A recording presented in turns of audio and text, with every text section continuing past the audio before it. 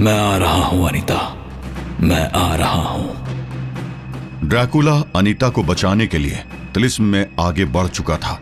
Dracula अभी भी तिलिस्म के अंदर था और ये खबर जंगल की आग की तरह हर उस किरदार तक पहुंच चुकी थी जो ड्रैकुला पर नजर रख रहा था, जैसे कि लूसीफर। आओ इब्लिस, क्या न्यूज़ लाए हो? मेरा प्यारा ड्रैकुला अब कहाँ जा रहा है? लूसीफर, खबर अच्छी नहीं है। तुम्हारे कहे अनुसार मेरे शैतान लगातार ड्रैकुला पर नजर रख रहे थे, लेकिन अब वो उनकी नजर से गायब हो चुका है। क्या मतलब? लूसीफर को इब्लिस की उस बात पर विश्वास नहीं हुआ। ड्रैकुला गायब है का क्या मतलब है? क्लियर बोलो ना कि तुम अपने काम में फेल हो चुके हो। मत भूलो इब्लिस, अगर मैं तुम्हारी हेल्प ना करता तो अनुबिस तुम्हारा चैप्टर क्लोज कर चुका होता। मुझे सब याद है लूसीफर, लेकिन मैं फेल नहीं हुआ हूं। ड्रैकुला सच में गायब हो चुका है। मेरे शैतान उस पर नजर रख रहे थे।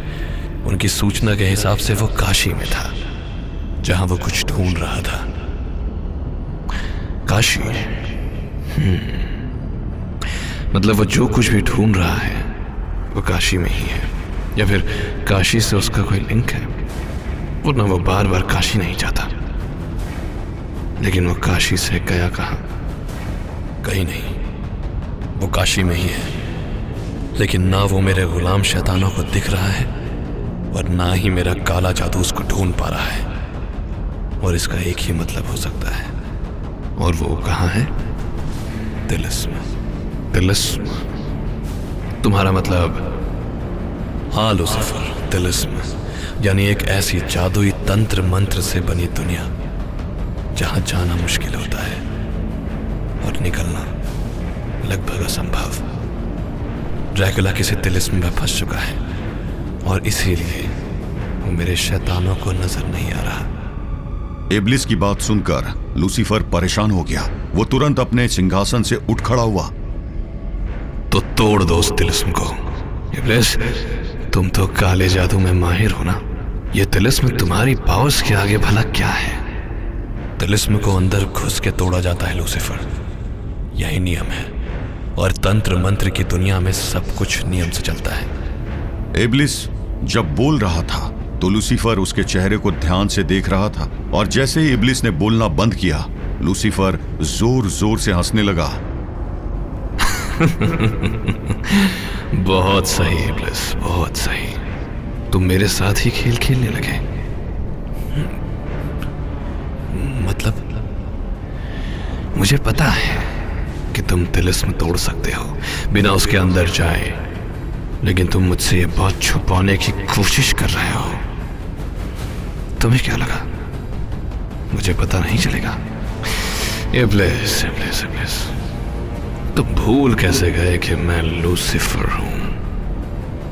लूसीफर, दोबारा कभी ये दाव ट्राई मत करना, वरना मुझे तुम्हें वहां पहुंचाने में देर नहीं लगेगी जहां अनुबिस को भेजा था। लूसीफर की आंखें अंगारों सी दहक रही थी। इब्लिस भी अंदर ही अंदर गुस्से से पागल हो रहा था, लेकिन उसके मन में लूसीफर का डर भी बैठा हुआ था, इसीलिए वो चुप रहा। जाओ और जाकर उस तिलिस्म को तोड़ दो। निकालो ड्रैकुला को उस तिलिस्म से। मुझे जानना है कि वो आखिर ढूंढ क्या रहा है। लूसीफर का आदेश बहुत कड़क था। इब्लिस ने फिर कुछ नहीं कहा और चुपचाप वहां से निकल गया। ड्रैकुला को उस तिलिस्म से निकालने की कोशिश होने जा रही थी, और इस बात से वो अनजान था। जिसने इस तिलिस्म को रचा था वो यानी अघोरनाथ, जिससे मिलने इस वक्त ऋषिराज पहुंचे थे। नारायण नारायण। ऋषिराज, आप यहां? आज एक युग के बाद आपको मेरी याद कैसे आ गई? मेरा क्या है द्रोह? नहीं ऋषिराज, नहीं। ऋषिराज अपनी बात पूरी करते उससे पहले ही उस अघोरी ने कड़क अंदाज में उनकी बात काट दी। मुझे इस नाम से मत बुलाइए। इस नाम को मैं युगों पहले चिता पर लिटाकर भस्म कर चुका हूं। खैर, आप अपने आने का कारण बताइए, क्योंकि मेरे पास वक्त नहीं है। अघोरनाथ की आवाज में बेरुखी साफ झलक रही थी। उसे ऋषिराज का आना बिल्कुल भी पसंद नहीं आया था। देख रहा हूं कि तुम्हारे अंदर की कड़वाहट अभी तक वैसी ही है। इतनी सदियां बीत चुकी, लेकिन तुम आज भी घृणा की आग में चल रहे हो। आखिर कब खत्म होगी तुम्हारी ये नफरत? मेरी ये नफरत, मेरा ये क्रोध तब शांत होगा जब मैं उसकी बनाई इस कायनात को उसके हाथों से आजाद कर दूंगा। आप तो उसके बहुत बड़े भक्त हैं ना ऋषिराज, या यूं कहूं कि सबसे बड़े भक्त। तो अगर उसने आपको यहां मेरे पास भेजा है तो उसे मेरा यह संदेशा दे दीजिएगा कि उसके दिए शाप की ज्वाला में मैं उसके इस संसार को ऐसे भस्म करूंगा कि उसका नाम लेने वाला भी कोई इस धरती पर नहीं रहेगा। और अब इससे पहले कि मेरी नफरत की आग कहीं आपको ही अपने लपेटे में ना ले ले, बेहतर होगा कि आप यहां से चले जाएं, क्योंकि अभी आपका समय पूरा नहीं हुआ है। अघोरनाथ की वो धमकी सुनकर ऋषिराज के चेहरे पर हल्की सी हंसी आ गई। उन्होंने पलटकर उससे एक और सवाल पूछ डाला। आखिर क्यों? मुझ पर इस दया का कारण जान सकता हूं क्या? क्योंकि जहां तक हम देख पा रहे हैं, तुम हमें मार कर उन्हें एक संदेश भिजवा सकते हो। फिर क्यों? मृत्यु आपके लिए बहुत आसान सजा होगी ऋषिराज। आपका समय भी आएगा, एक एक करके हर चिरंजीवी का समय आएगा, लेकिन वक्त का निर्णय मेरा होगा और अभी आपका वक्त नहीं आया है। ऋषिराज कुछ देर तक अघोरनाथ को देखते रहे, मानो वो उसे पढ़ने की कोशिश कर रहे थे, और फिर कुछ देर बाद उन्होंने चलने का निर्णय ले ही लिया। समय चक्र में क्या लिखा है ये तो समय ही बताएगा। और समय क्या बताएगा, इसका निर्णय कौन करेगा? अघोरनाथ के जवाबी पलटवार को सुनकर ऋषिराज के चेहरे की मुस्कान और गहरी हो गई और उनके मुंह से बस दो ही शब्द निकले, नारायण नारायण। और अगले ही पल ऋषिराज वहां से गायब हो चुके थे। उनके गायब होते ही अघोरनाथ भी न जाने कहां के लिए चल पड़े। ब्रह्मांड की शतरंज में बहुत सी चालें चली जा रही थी, लेकिन इस शतरंज में 2 से ज्यादा खिलाड़ी थे, और उनमें से एक इब्लिस लूसीफर का आदेश पूरा करने की कोशिश में लगा हुआ था। मुझे बस सही मौके की तलाश है लूसीफर। वो मौका मिलते ही मैं तेरा वो हाल करूंगा कि तुझे एहसास हो जाएगा कि इब्लिस की अमानत में खयानत करने का अंजाम कितना बुरा हो सकता है। लेकिन जब तक मुझे वो मौका नहीं मिलता, तब तक मुझे तुझे यही एहसास दिलाए रखना है कि मैं तेरा आदेश मानने को मजबूर हूं। इब्लिस के सामने एक गोल घेरे में आग जल रही थी, और उस घेरे के ठीक बीच में एक इंसान का कटा हुआ सर भाले की नोक पर रखा हुआ था। वो भाला जमीन में गड़ा हुआ था और आग की लपटें धीरे धीरे करके ऊपर उठ रही थी।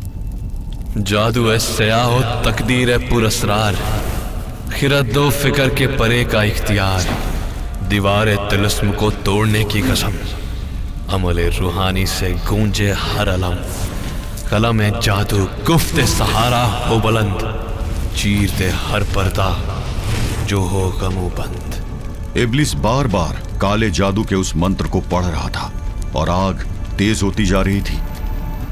मैं इब्लिस खुदाए जादू सियाह हूं, जुल्मत जादू मेरी जान में राह देती है, हर कोने तारीख से कुदरत मुझ तक लौटती है जादू सियाह, है शक्ति है गैब, जंजीरे नूर को बेदार कर, दीवारे तिलिस्म को मेरी कुदरत से तोड़, हर सांस के साथ जो मैं लेता हूं, हर कलाम के साथ जो मैं कहता हूं, मैं खुद को तारीकी का रईस घोषित करता हूं। वो जो मुझे नहीं समझते मेरी कुदरत से हैरत में डरते हैं। और अगले ही पल इब्लिस के इशारे पर उसके चेलों ने लहू से भरे कई बर्तन उस आग में पलट दिए। आग का रंग एक पल को नीला पड़ा और फिर सुर्ख लाल हो गया। आग तेजी से भड़क चुकी थी और वो आग एक चक्रवात की तरह ऊपर बढ़ रही थी। ऐ जुल्मते जादू सियाह फरमान मिदहम, दीवार तिलिस्म रा बेशकल, शैतान असीरा अज बंद रिहाई दे, बाकुदरत तारीखी हमा चीज फरमाम बरदार बमून। आग का चक्रवात अब भाले की नोक पर रखे हुए उस कटे हुए इंसान के सर तक पहुंच चुका था और वो कटा हुआ सर चीख रहा था। एक बेहद खौफनाक और डरावनी चीख जो किसी की भी रूह उसके जिस्म से बाहर निकाल सकती थी। धीरे धीरे वो सारी आग उस कटे हुए सर तक सीमित रह गई थी। वो सर जल रहा था मगर उसकी चीखें अब धीमी पड़ती जा रही थी। और फिर अचानक आग बुझ गई और भाला जलकर राख हो गया। वहां रह गया था तो बस एक जला हुआ सर जो अब किसी काली गेंद जैसा लग रहा था। और भाले के भस्म होते ही वो नीचे गिर गया। वो जला हुआ सर लुढ़क कर इब्लिस के पास आ पहुंचा और उसने उसे अपने दोनों हाथों से उठा लिया। बस अब वो तिलिस्म कुछ ही देर में चकनाचूर हो जाएगा। इब्लिस ने उस सर को अपने दोनों हाथों के बीच पकड़ लिया और कुछ मंत्र बुदबुदाने लगा। उसके सामने हवा में एक द्वार खुलने लगा। उस जादुई द्वार के उस पार वो हवेली नजर आ रही थी जिसके तिलिस्म में ड्रैकुला फंसा हुआ था। मैं तुम्हें आजाद कर रहा हूं ड्रैकुला, लेकिन लूसीफर के लिए नहीं, अपने लिए। इब्लिस ने उस सर को उठाकर द्वार की ओर फेंका और जैसे ही वो सर लहराया उसमें आग लग गई। वो उड़ता हुआ सर उस दीवार से पार पहुंचा और तेजी से उस हवेली से जा टकराया। चारों तरफ धुआं फैल गया था, लेकिन जैसे ही वो धुआं हटा इब्लिस को अपनी आंखों पर यकीन नहीं हुआ। ये क्या? ये कैसे हो सकता है? ये कैसे हो सकता है?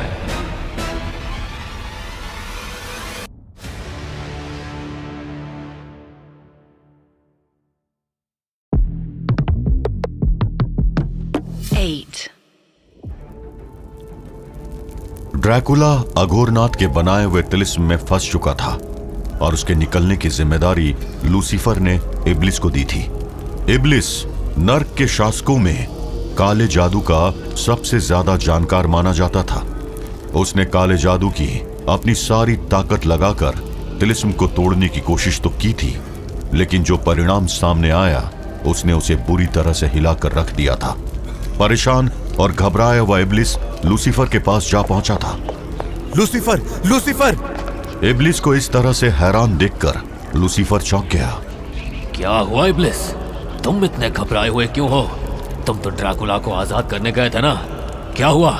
कुछ गड़बड़ हो गई क्या? गड़बड़ नहीं, बहुत बड़ी गड़बड़ हो गई है। कैसी गड़बड़? मैंने उस तिलिस्म को तोड़ने के लिए अपनी काली शक्तियों में सबसे ताकतवर शक्तियों का इस्तेमाल किया था। मेरे उस वार के आगे कोई भी तिलिस्म टिक नहीं सकता है, लेकिन मेरा वार बेकार गया। मेरी सारी की सारी काली शक्तियां बेकार हो गईं लूसीफर। वो तिलिस्म अभेद है, वो टूट नहीं सकता है, बिल्कुल भी नहीं। लूसीफर को इब्लिस की बात पर विश्वास नहीं हो रहा था। उसे लगा कि शायद यह इब्लिस की कोई नई चाल है। सही सही बताओ कि आखिर हुआ क्या है? इब्लिस, तुम फिर से कहीं मुझसे कोई खेल तो नहीं कर रहे हो? डू नॉट फॉरगेट कि अगर इस बार मुझे पता चला कि तुम मेरे साथ कोई गेम खेल रहे हो तो मैं तुम्हें अगली अपॉर्चुनिटी नहीं दूंगा। तुम्हें वहीं पहुंचा दूंगा जहां अनुबिस। ऐसा कुछ भी नहीं है लूसीफर, मेरी बात का विश्वास करो। मैं तुम्हारे साथ किसी तरह का खेल नहीं खेल रहा हूं। मैं तो खुद हैरान हूं कि आखिर ऐसा कैसे हो गया। यहां आते वक्त रास्ते में मैं यही सोच रहा था कि किसने बनाया होगा वो तिलिस्म, क्योंकि ऐसा तिलिस्म कोई शानदार तांत्रिक नहीं बना सकता है। तो तुम्हारे हिसाब से ये काम किसका हो सकता है? इतने ताकतवर तिलिस्म को बनाने के लिए बनाने वाले के पास ढेर सारा ज्ञान होना चाहिए। उसके पास इतनी जानकारी होनी चाहिए जितनी मेरे पास भी नहीं है, यानी कि वो मुझसे भी पहले से ही इस दुनिया में आ चुका था। तुम आखिर कहना क्या चाहते हो? मुझसे इस तरह रिडल्स में बात मत करो। जो भी कहना है साफ साफ कहो। और इसका क्या मतलब है कि तिलिस्म को बनाने वाला तुमसे भी पहले से इस दुनिया में मौजूद है? ताकत के नशे में चूर होकर तुम एक बहुत बड़ी बात भूल चुके हो लूसीफर। इस जहां में जो जन्म लेता है उसका अंत भी तय है। तुम, मैं, एनुबिस, यमराज और हमारे जैसे बाकी नरक के शासक सच में अमर नहीं हैं। जब एक लूसीफर मरता है तो उसकी राख से दूसरे लूसीफर का जन्म होता है। जब एक इब्लीस मरता है तो उसकी जगह दूसरा इब्लीस ले लेता है। इस बारी इब्लिस की बात सुनकर लूसीफर बुरी तरह झुंझला उठा। बंद करो अपनी बकवास। ये सब बातें मुझे पता है। तुम्हें क्या लगता है मैं जो कर रहा हूँ वो क्यों कर रहा हूँ? एक बार मैं उसे हरा दूंगा तो मैं हमेशा हमेशा के लिए इस ब्रह्मांड का भगवान बन जाऊंगा। फिर मैं सच में इमॉर्टल हो जाऊंगा, हमेशा हमेशा के लिए। इमोर्ता, जानते हो इस शब्द के लिए एक पर्यायवाची भी है, पता है कौन सा? तुम क्या बोल रहे हो? मुझे कुछ समझ में नहीं आ रहा है। लूसीफर, तुम कैसे भूल सकते हो उस शब्द को? तुम कैसे भूल सकते हो पहले नरक युद्ध को? याद करो, उस गधा ने कैसे अकेले तुम्हारी और मेरी सेना को पीछे हटने पर मजबूर कर दिया था। कुछ याद आया? क्या? कहीं तुम्हारे कहने का मतलब? नहीं नहीं, वो भला तिलिस्म क्यों बनाएगा? वो ऐसे काम नहीं करता है। वो नहीं करता है, लेकिन वो अकेला भी तो नहीं है। हाँ लूसीफर, मैं उन्हीं की बात कर रहा हूं, चिरंजीवियों की। वो जो सच में अमर है, इमॉर्टल है। वो ही है जिनके पास कुछ हजार या लाख साल का नहीं बल्कि युगों का ज्ञान है। वही है जो ऐसी हर कला को जानते हैं जिसे शायद मैं और तुम भी नहीं समझते। ये तिलिस्म चीख चीख कर कह रहे हैं कि इसको बनाने वाला कोई आम इंसान, तांत्रिक, दानव, यक्ष, गंधर्व एक्सेट्रा एक्सेट्रा नहीं है। इसको किसी चिरंजीवी ने बनाया है। फिर आखिर किसने? कौन है वो चिरंजीवी और वो ड्रैकुला से क्या चाहता है? इस बात का जवाब तो मेरे पास भी नहीं है, लेकिन वो जो भी है उससे निपटना आसान नहीं होगा। वो सब तो बाद में देख लेंगे, बट फर्स्ट एंड फॉरमोस्ट मुझे ये जानना है कि आखिर वो कौन है जिसने मेरे काम में ऑब्स्ट्रक्शन क्रिएट किया है। इब्लिस, तुम सबको छोड़कर अपनी शैतानी सेना को ये पता लगाने में लगा दो कि आखिर कौन है वो जो लूसीफर के रास्ते में आना चाहता है। वो तो मैं पता कर लूंगा, लेकिन पता करने से होगा क्या? क्या तुम एक चिरंजीवी से लड़ने जाओगे लूसीफर, ये जानते हुए कि वो मर नहीं सकते हैं? उस चिरंजीवी का क्या करना है, इसकी चिंता तुम मुझ पर छोड़ दो। मैंने इतने हजारों सालों तक इस समय का इंतजार इसलिए नहीं किया है कि कोई मॉर्टल मेरे रास्ते में आएगा और मेरी सारी मेहनत पर पानी डालकर चला जाएगा। क्या करना है और क्या नहीं वो मैं देख लूंगा। Lucifer will not bow down to anyone. Lucifer के चेहरे पर गुस्से के साथ साथ चिंता साफ दिखाई दे रही थी। उसे ऐसा लग रहा था कि किसी ने उसकी हजारों सालों की प्लानिंग में एक ऐसा पेच फंसा दिया है जिसके कारण उसकी प्लानिंग की ट्रेन लगभग डीरेल हो चुकी है। इब्लिस वैसे तो लूसीफर के चेहरे पर चिंता की रेखाएं देखकर खुश था, लेकिन उसके दिमाग में भी रह रहकर यही सवाल उठ रहा था कि आखिर ये काम है किसका। नर्क में लूसीफर के इलाके से दूर धर्मराज और चित्रगुप्त भी इसी विषय पर चर्चाएं कर रहे थे। कुछ समझ में नहीं आ रहा है धर्मराज, आखिर क्या चाहिए उस ड्रैकुला से? कुछ समझ नहीं आ रहा है। वो क्या करना चाहता है ये आज तक कोई नहीं समझ पाया, लेकिन ये बात सबको पता है कि अपने लक्ष्य को पाने के लिए वो किसी भी हद तक गिर सकता है। जिसने युद्ध जीतने के लिए दुश्मन के बच्चों तक को मारने से परहेज नहीं किया, उससे किसी भी चीज की उम्मीद की जा सकती है। लेकिन ड्रैकुला से उसे क्या मिलेगा? ये तो आप बेहतर जानेंगे चित्रगुप्त। आपने ड्रैकुला से बात की है। क्या आपको लगता है कि वो उसके स्तर तक गिर सकता है? धर्मराज का सवाल सुनकर चित्रगुप्त कुछ देर गहरी सोच में डूब गए। धर्मराज ने सच कहा था। वो 2 बार ड्रैकुला की आत्मा से मिल चुके थे। कुछ देर तक चित्रगुप्त चुपचाप उन दोनों मुलाकातों को याद करते रहे, और फिर जब उन्होंने बोलना शुरू किया तो उनके चेहरे पर चिंता की रेखाएं साफ दिखाई दे रही थी। उसकी आत्मा के चारों तरफ उसके पाप कर्मों का अंधेरा साफ दिखाई देता है, लेकिन अंधेरे के भीतर भी एक हल्की सी रोशनी की किरण नजर आती है। लेकिन मैं पक्के तौर पर यह नहीं कह सकता कि अंत में जीत किसकी होगी, और इस खेल में उसके आने के बाद तो बिल्कुल भी नहीं। इधर चित्रगुप्त और धर्मराज कहानी में आए इस अनएक्सपेक्टेड मोड़ को डिस्कस कर रहे थे। उधर इस पूरे खेल के केंद्र में मौजूद वो अघोरी अपने चेलों को कुछ समझा रहा था। मेरे साथियों, पिछली कई सदियों से हम ये लड़ाई लड़ते चले आ रहे हैं। लड़ाई उन कॉस्मिक पावर्स के खिलाफ जिन्हें हम गॉड, ईश्वर, भगवान, देवता एटसेट्रा एटसेट्रा बुलाते हैं। इन कॉस्मिक पावर्स ने पूरे यूनिवर्स को अपना खेल का मैदान बना रखा है। न जाने कितने युगों से ये खेल चल रहा है।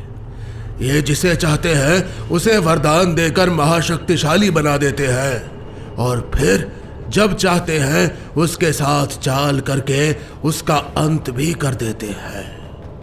ये हमें ये एहसास दिलाते हैं कि इंसान अपने कर्मों से अपनी नियति तय करता है, जबकि सच्चाई ये है कि ये खुद कहीं बैठकर ह्यूमन सिविलाइजेशन का भविष्य लिख रहे होते हैं।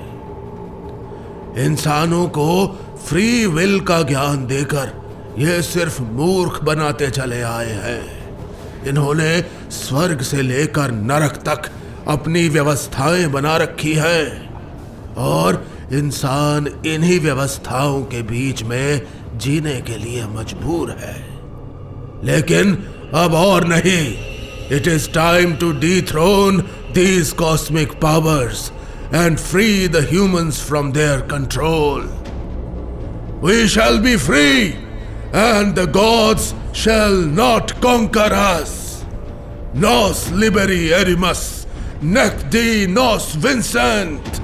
Nos liberi erimus, nec di nos vincent. Nos liberi erimus, nec di nos vincent. आज से हजारों साल पहले मैंने इस युद्ध का आगाज किया था।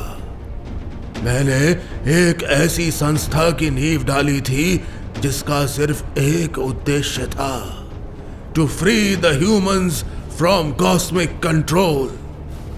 पूरी दुनिया में भटकते भटकते मुझे एहसास हुआ कि ऐसा करने का सिर्फ एक ही रास्ता है, इंसानों को जगाने का, उन्हें सच का एहसास कराने का। और इसीलिए मैंने नींव रखी इल्यूमिनाती की। और इस संस्था का सिर्फ एक गोल था, to illuminate humans out of the darkness of ignorance. मैं जानता था कि ये लड़ाई आसान नहीं होगी। इन कॉस्मिक पावर्स की गुलामी करने वाले इंसानों ने उनके बहकावे में आकर हमारे साथियों के ऊपर अत्याचार किए और आज भी कर रहे हैं। लेकिन ये सदी विज्ञान की है और विज्ञान ही वो रोशनी है जिससे इल्यूमिनाती ह्यूमन सिविलाइजेशन को रास्ता दिखाती आई है। लेकिन इन कॉस्मिक पावर्स को हराना इतना आसान नहीं है। मैं जानता हूं कि जीत हमारी ही होगी, लेकिन ये लड़ाई कितनी लंबी चलेगी ये शायद कहना मुश्किल था टिल नाउ, क्योंकि अब हमारे पास वो मौका है, अब हमारे पास वो हथियार है जो अगर हमारे कंट्रोल में आ गया तो इस युद्ध को समाप्त होते देर नहीं लगेगी। बस जरूरत है तो हथियार को ये एहसास दिलाने की कि उसका जन्म इसी काम के लिए हुआ है। वो समय मेरे बनाए हुए तिलिस्म में कैद है और वो तिलिस्म उसे उसके सही रास्ते पर ले जाएगा। और जिस दिन वो हथियार हमारे कंट्रोल में आ गया उसी दिन इल्यूमिनाती का उद्देश्य पूरा हो जाएगा। और वो उद्देश्य है नोस लिबेरी एरिमस नेक डी नोस विंसेंट। नोस लिबेरी एरिमस नेक डी नोस विंसेंट। नोस लिबेरी एरिमस नेक डी नोस विंसेंट। न जाने अघोरनाथ क्या करना चाहता था, लेकिन जिस हथियार की वो बात कर रहा था वो और कोई नहीं था। उस हथियार का नाम था काउंट ड्रैकुला।